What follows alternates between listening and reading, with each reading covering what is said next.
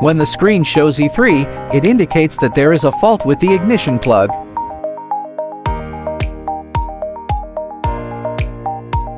Rotate and unscrew the air intake mesh cover. Open the upper cover of the split machine. Check whether the ignition plug is firmly connected.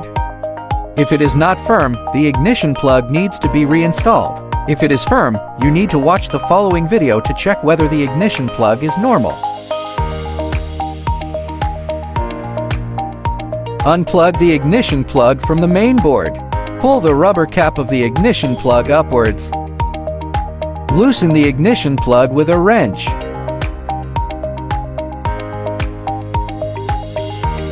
Rotate the ignition plug vertically to unscrew it. Plug the ignition plug into the main board. Press the power on or off button briefly to turn on the machine. If the device is turned on for 30 seconds, the ignition plug doesn't light up, and the screen still reports the E3 fault code.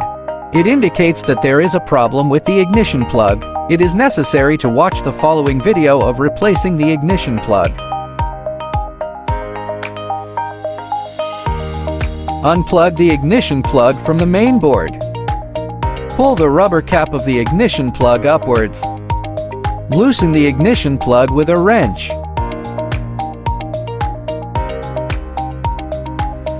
Rotate the ignition plug vertically to unscrew it. Prevent damage to the power cord of the ignition plug.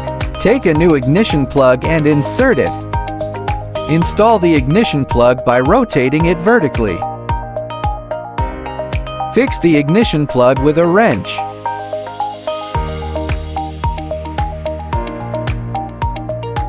Fix the rubber cap to its original position and tighten it.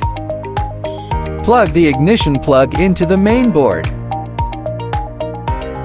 Reinstall the upper cover of the split machine.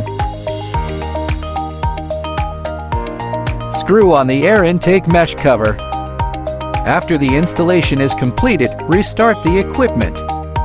Press the power on or off button briefly to turn on the machine. When the screen shows the gear position, it indicates that the device can operate normally.